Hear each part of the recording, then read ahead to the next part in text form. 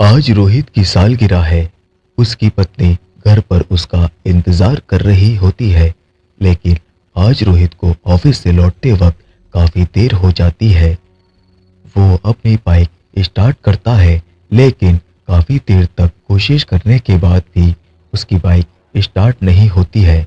वो अपनी बाइक को वहीं छोड़ देता है और बस का इंतजार करने लगता है, क्योंकि कुछ ही समय बाद बस आने का टाइम होने लगता है।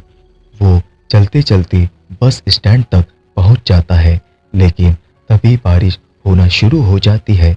रोहित बारिश में भीगने लगता है।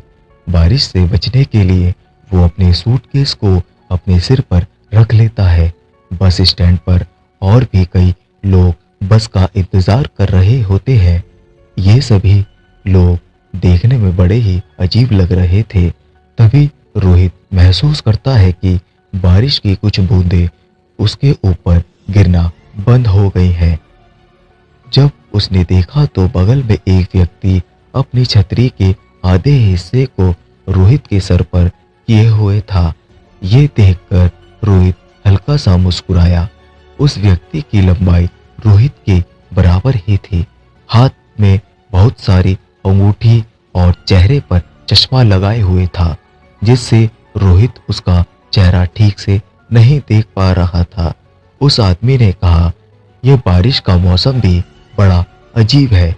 कहीं तो बहुत ज्यादा बारिश हो जाती है और कहीं सूखा, कहीं लोगों को जीवन देती है तो कहीं मौत। उस आदमी की इस बात का रोहित के पास कोई भी जवाब नहीं था। वो उस आदमी को देखकर हल्का सा मुस्कुराया और अपना सिर हिलाया। कुछ देर बाद रोहित का फोन बजता है। वो जेब से फोन निकालता है, तभी फोन हाथ से छूटकर जमीन पर गिर जाता है। रोहित तुरंत फोन उठाने के लिए झुकता है तो उसे कुछ ऐसा दिखाई देता है जिससे वो पूरी तरह डर जाता है। वो देखता है कि छतरी वाले आदमी के पैर नहीं हैं। वो जूते पर बिना पैरों के खड़ा है। वो हिम्मत बांधकर खड़ा होता है और अनजान बनने का दिखावा करने लगता है। तभी वो देखता है कि बस स्टैंड पर बाकी के लोग नहीं हैं। वो और ज्यादा डर जाता है।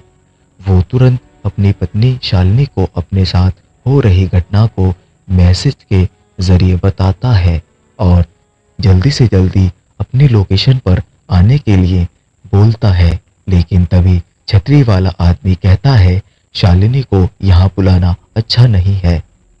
ये सुनकर रोहित बहुत ज्यादा घबरा जाता है और वहां से भागने लगता है। वो तब तक भागता रहता है जब तक कि उसे छतरी वाला आदमी दिखाई नहीं देता। काफी दूर तक भागने के बाद रोहित हांफने लगता है।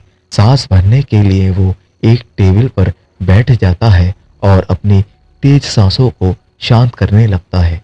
लेकिन तभी वो महसूस करता है कि बारिश की बूंदें फिर से उसके ऊपर गिरना बंद हो गई हैं।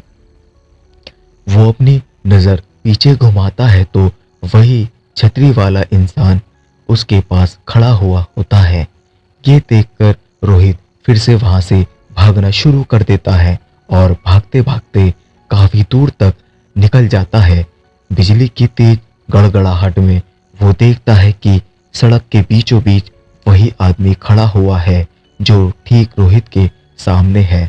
इस बार उसका आधा शरीर गायब हो चुका है। ये देखकर रोहित की चीख निकल जाती है।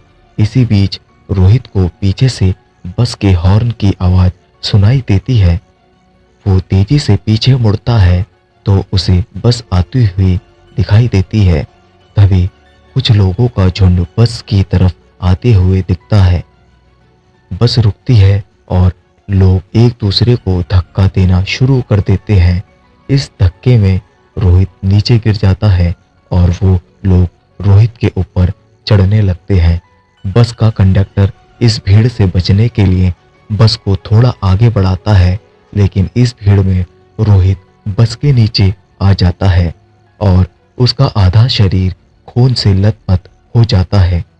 तभी उसकी पत्नी शालिनी बस स्टैंड वाली लोकेशन पर पहुंच जाती है। जैसे ही वे रोहित को ढूंढते हुए इधर उधर देखती है तो उसे रोहित सड़क के बीचों बीच दर्द के मारे कर्राता हुआ दिखाई देता है। उसका आधा शरीर बस के नीचे कुचल चुका था और मदद के लिए कोई भी इधर उधर दिखाई नहीं दे रहा था।